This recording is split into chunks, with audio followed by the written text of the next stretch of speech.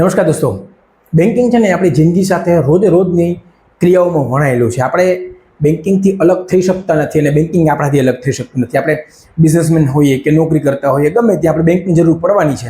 અને એટલે જ આપણે આ સિરીઝ બેન્કિંગ ઉપર લઈ આવ્યા છીએ કે એક બેન્કર તરીકે અમે જે ટેબલની આ બાજુ બેસીને જોઈ શકીએ છીએ એ અમે આપને બતાવી શકીએ, જેથી તમારું કામ સરળ બને. અમુક નિયમો એવા છે કે જે તમને સમજાવવામાં આવ્યા નથી, તો એ નિયમોને સમજાવવાની, એ પ્રકારની પ્રણાલીને સમજાવવાનો આપણે પ્રયત્ન કરીએ છીએ કે જેથી તમને બહુ સરળતા રહે તમારા બેન્કિંગના કામોમાં.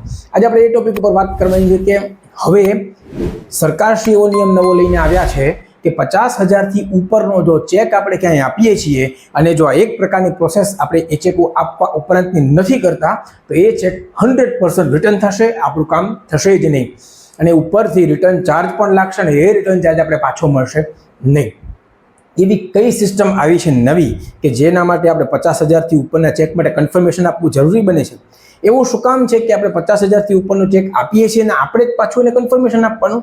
આપણે જ ચેક લખ્યો છે, આપણે જ સહી કરી છે, આપણે જ ચેક ભર્યો છે, છતાં પણ આપણે બેંકને કન્ફર્મેશન આપવાનું એવું શું કામ? એ પદ્ધતિ શું છે? શા માટે લાગુ કરવામાં આવી છે? ચાલો, લાગુ તો કરવામાં આવી, પણ તો હવે એનો આપણે શું કરવું? આપણે કેવી રીતે પ્રોસેસ કરવી? કેવી રીતે ચેક રિટર્નથી બચવું? કારણ કે ચેક રિટર્ન થાય, ચાર્જ તો લાગે, સાથે સાથે આપણી રેપ્યુટેશન ઉપર પણ પ્રશ્ન ઊભો થાય, આપણી કાર્યદક્ષતા ઉપર એક ક્વેશ્ચન માર્ક ઊભો થાય, લોકોને આપણી ઉપરથી વિશ્વાસ ઓછો થતો જાય. હવે આવા કારણસર જો ચેક રિટર્ન થાય તો એ તો મુશ્કેલીનું કારણ ક્યારેક બની જાય છે, કારણ કે 3 વખત ચેક જો રિટર્ન થાય તો ફોજદારી ગુનો બની શકે છે. તો આપણે શું કરવું જોઈએ કે આ પ્રકારના ચેક આપણા રિટર્ન ન થાય? એના માટેનો આજનો આ વિડીયો છે. બહુ સરસ વિડીયો છે, દરેક મિત્રએ જોવા જેવો છે. દરેક ગ્રાહક મિત્રો, પછી આપ કોઈ પણ બેંકના હો, કોઈ પર્ટિક્યુલર બેંકની વાત નથી, હું મારી બેંકની વાત નથી કરતો, કોઈ પણ બેંકની અંદર આપ ગ્રાહક હો, આ નિયમ જો નહીં યાદ રાખો તો પ્રશ્ન ઊભો થશે, તકલીફ ઊભી થશે અને આપણે એવી વિટંબણામાં ફસાશું કે ખોટા આપણે હેરાનગતિનો ભોગ બનવું પડશે. તો આખો વિડીયો છેક સુધી જોશું. કદાચ સહેજ લાંબો વિડીયો હોય પણ વિડીયો બહુ ઇમ્પોર્ટન્ટ છે. સાથે સાથે આપણી સાથે જોડાયેલા તમામ બિઝનેસ પર્સન હોય કે નોકરિયાત પેશાવાળા વ્યક્તિઓ હોય કે જે બેંક સાથે રેગ્યુલર ડીલ કરે છે, ચેકની આપ-લે કરે છે, આ બધાય માટે આ વસ્તુ બહુ જરૂરી છે. તો આપણે છેક સુધી આ વિડીયો જોશું, બિનચૂક, જરાય પણ સ્કીપ કર્યા વગર. બહુ ઇન્ટરેસ્ટિંગ વિડીયો છે. આપણે પ્રેઝન્ટેશન સાથે આખો વિડીયો બતાવ્યો છે અને ખાસ આની અંદર આપણે એ વાત કરશું કે આ પ્રકારના ચેક રિટર્નથી આપણે કેવી રીતે બચી શકીએ. હા તો મિત્રો, આપણે જે વાત કરી રહ્યા હતા એ વાત હતી CPPS, એટલે કે સેન્ટ્રલ પોઝિટિવ પેમેન્ટ સિસ્ટમ. આ system reserve bank of India દ્વારા ભારતની તમામ સરકારી અને પ્રાઇવેટ બેંકો માટે એકસાથે લાગુ કરવામાં આવી છે. આ સિસ્ટમ બહુ ઇમ્પોર્ટન્ટ છે. આપણે જો ચેકથી લેવડ દેવડ કરતા હોઈએ કન્ટિન્યુઅસલી, તો એની અંદર આ સિસ્ટમ ખાસ ધ્યાનમાં રાખવા જેવી છે. આપણે આના વિશે થોડુંક જાણીએ જેથી કરીને આપણે ચેક રિટર્નના ચાન્સીસથી બચી શકીએ. સૌથી પહેલા આપણે જાણશું કે CPPS એટલે શું. CPPS નો મતલબ શું છે? રિઝર્વ બેંક ઓફ ઇન્ડિયા દ્વારા 1/1/2021 થી આ સિસ્ટમ લાગુ કરવામાં આવી છે. એટલે લગભગ આ સિસ્ટમ 3 વર્ષ જૂની છે. 3 વર્ષથી આ સિસ્ટમનું અમલીકરણ ભારતની અંદર થઈ ચૂક્યું છે, પણ એક પછી એક સ્ટેપ બાય સ્ટેપ સિસ્ટમ, આની હંમેશા કોઈ પણ સિસ્ટમ જે છે નાણાકીય જ્યારે વાત આવતી હોય ત્યારે એક પછી એક આગળ વધતી હોય, એટલે એને એક પછી એક આગળ વધારવા માટે ધીમે ધીમે તબક્કાવાર એને આપણે બનતી જોઈ શકીએ છીએ. પણ અત્યારે આ સિસ્ટમ બહુ જોરશોરથી ભારતની દરેક બેંકની અંદર લાગુ પડી ચૂકી છે. આ સિસ્ટમનો મુખ્ય હેતુ છે ચેકમાં થતા ફ્રોડ રોકવાનો છે. જ્યારે કોઈ પણ ચેક આપણે પ્રેઝન્ટ કરીએ છીએ ત્યારે શક્યતાઓ એવી હોય છે કે એની અંદર ઘણી વખત કોઈ નામ ચેન્જ કરીને અથવા રકમ ચેન્જ કરીને ચેક પ્રેઝન્ટ થાય અને જો એ ચેક પાસ થઈ જાય તો ચેક ઇસ્યુ કરનારને લાંબો પ્રશ્ન ઊભો થાય છે, એને નાણાકીય તકલીફો કે નુકસાન ભોગવવું પડે છે. તો એના માટે થઈ જે ચેકમાં ફ્રોડ થાય છે એ ફ્રોડને રોકવા માટે CPPS સિસ્ટમ લાગુ કરવામાં આવી છે. આપણે જનરલી એવી જ માન્યતા હોય છે કે આ બધી સિસ્ટમ્સ છે પબ્લિકને પરેશાન કરે છે, નવા ફોર્મ ભરવા પડે છે, નવી માથાકૂટો બેંક સાથે કરવી પડે છે, પણ ખરેખર અલ્ટિમેટલી તમામ સિસ્ટમ જે છે એ કસ્ટમર માટે જ સારી હોય છે. તો CPPS આ હેતુથી લાગવામાં આવી છે. ચેકની અંદર થતું અલ્ટરેશન, ચેકની અંદર થતા ફેરફાર, ચેકની અંદર કરવામાં આવતો ફ્રોડ એ રોકી શકાય, એના માટે જ આ સિસ્ટમ ખાસ કરીને લાગુ પાડવામાં આવી છે. હવે આપણે એ જોઈએ કે CPPS એટલે શું, વ્યક્તિનો મતલબ શું છે, ક્યારે એપ્લાય થાય છે. જે ભારત સરકારનો જે બેઝિક નિયમ છે પરિપત્ર પ્રમાણે એ 50,000 રૂપિયાથી ઉપરના તમામ ચેક માટે આ વસ્તુ લાગુ કરવામાં આવી છે. પણ આપણે જાણીએ છીએ કે જ્યારે કોઈ પણ પ્રોજેક્ટ પાયલોટ પ્રોજેક્ટ હોય ત્યારે એને મોટા રકમથી શરૂ કરવામાં આવે, નાને પાયે પણ મોટી રકમથી, જેથી કરીને નાના નાના ચેક જે લોકો આપે છે એમને પ્રશ્ન ઉભો ન થાય. મૂળ નિયમ 50,000 થી ઉપરના તમામ ચેક માટેનો છે, પણ હાલમાં જે આ નિયમ છે માત્ર 2 લાખ થી ઉપરના ચેક માટે લાગુ પડે છે. એટલે એનો મતલબ એવો થયો કે 50,000 થી 2 લાખના ચેકની વચ્ચે તમારે કોઈ જાતનું CPPS ચેક કે એનો ફોર્મ આપવાની જરૂર પડતી નથી. હા, આપણે 2 લાખ કે 2 લાખથી વધારેનો જ્યારે કોઈ પણ ચેક આપીએ છીએ ત્યારે એ ચેક માટે CPPS એટલે કે આ સિસ્ટમનો અમલ કરવો ખૂબ જરૂરી છે. એના વગર આપણને મુશ્કેલી થઈ શકે છે 100%. CPPS કઈ રીતે કામ કરે છે તો એની અંદર મૂળ હેતુ એનો એટલો જ છે કે લેખિતમાં ચેક વિશે જાણ કરવાની સિસ્ટમ છે આખી. જે વ્યક્તિ ચેક ઇસ્યુ કરે છે એ બેંકને જાણ કરે છે, NPCI national payment corporation of ઇન્ડિયાને જાણ કરે છે કે મેં આ વ્યક્તિને આ નંબરનો ચેક આ તારીખે ઇસ્યુ કર્યો છે અને આટલા રૂપિયાનો છે, જેથી કરીને કસ્ટમર દ્વારા પણ બેંકને કન્ફર્મેશન આપવામાં આવે છે કે આ પ્રકારનો ચેક, આ બધી ક્રેડેન્શિયલ્સ મળતો હોય એ પ્રકારનો ચેક જ્યારે પાસ થવા માટે આવે ત્યારે તમે એને પાસ કરજો. આ પ્રકારનું કન્ફર્મેશન CPPS દ્વારા NPCI ને મોકલવામાં આવે છે, જેથી કરીને બેંક, કસ્ટમર અને બેનિફિશિયરી ત્રણેય વચ્ચેની પારદર્શિતા જળવાઈ રહે છે. એનાથી મોટો પ્રશ્ન છે આપણે CPPS ક્યારે કરવું પડે, કઈ એવા સંજોગો છે કે જેની અંદર આપણે CPPS ફરજિયાત લાગુ પડે.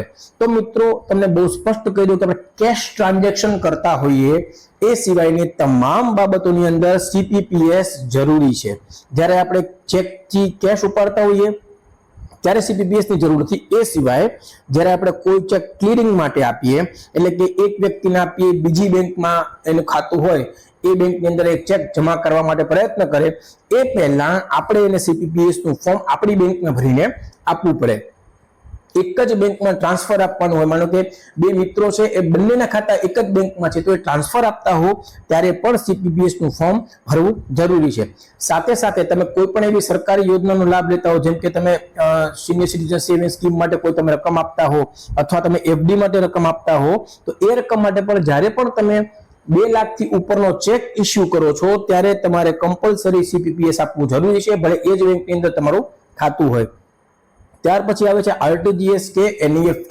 જ્યારે તમે ઇલેક્ટ્રોનિક ટ્રાન્સફર કરતા હો ત્યારે તમે RTGS અને NEFT એક્ઝિક્યુટ કરવા જાઓ ત્યારે તમારે CPPS નું ફોર્મ આપવું ફરજિયાત છે. અધરવાઇઝ બેંક તમારા RTGS કે NEFT ને પ્રોસેસ કરવા માટે સક્ષમ બનશે નહીં. આ 3 મુદ્દાઓ ખાસ બહુ મહત્વના છે. ક્લિયરિંગમાં, એક ટ્રાન્સફરમાં અને RTGS NEFT ની અંદર CPPS નું ફોર્મ આપવું જ પડશે. એના માટે બેંકના કર્મચારીઓ પાસે પણ કોઈ જાતનો રસ્તો નથી.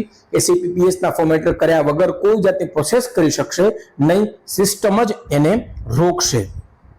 હવે ફરીથી એક વખત આપણે ગ્લિમ્સ લઈ લઈએ કે CPPS કેટલી રકમ માટે જરૂરી હોય છે.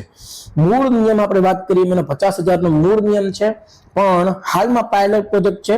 પણ એની પણ શરૂઆતની અંદર જ્યારે 2021માં CPPS ની સિસ્ટમ લોન્ચ થઈ ત્યારે પ્રાથમિક તબક્કે 5 લાખ રૂપિયાના ચેક કે એથી વધુના ચેક માટે આ સિસ્ટમ લાગુ પાડવામાં આવી હતી. પણ અત્યારે એ તબક્કો પૂરો થયો, થોડીક સરકાર કડક બની છે અને 2 લાખ અને એથી વધુના ચેક માટે CPPS ની સિસ્ટમ અનિવાર્ય બનાવવામાં આવી છે. એનો મતલબ એવો છે કે 2 લાખથી વધારેના ચેકથી થતા ટ્રાન્ઝેક્શન માટે તમારે CPPS નું ફોર્મ આપવું ફરજિયાત છે. હવે સૌથી મોટો પ્રશ્ન એ આવે છે કે આપણે CPPS કરવું કઈ રીતે. આપણે CPPS ની વાત કરી, પણ કેવી રીતે આપણે એને બેંકમાં લોજ કરી શકીએ અને આ પ્રશ્નથી બચી શકીએ. જે ટ્રેડિશનલ વે છે, જે આપણે બધા બહુ સરળતાથી ઉપયોગ કરી શકીએ, એ બેંકની બેઝ બ્રાન્ચમાં ફોર્મ ભરીને. હવે આપણે એક ટર્મિનોલોજીને વિચારીએ, બેઝ બ્રાન્ચ એટલે શું? ધારો કે કોઈ એક બેંકની અમદાવાદ શાખામાં તમારું ખાતું છે, ભદ્ર શાખામાં ખાતું છે અમદાવાદની, તો તમારે CPPS નું ફોર્મ ભરી અને અમદાવાદની ભદ્ર શાખામાં જ આપવું પડશે અને એ ભદ્ર શાખા છે તમારી બેઝ બ્રાન્ચ કહેવાશે. તો આ રીતે તમારી જે કોઈ પણ બેઝ બ્રાન્ચ છે એ બેઝ બ્રાન્ચની અંદર તમારે CPPS નું ફોર્મ જમા કરવું પડશે.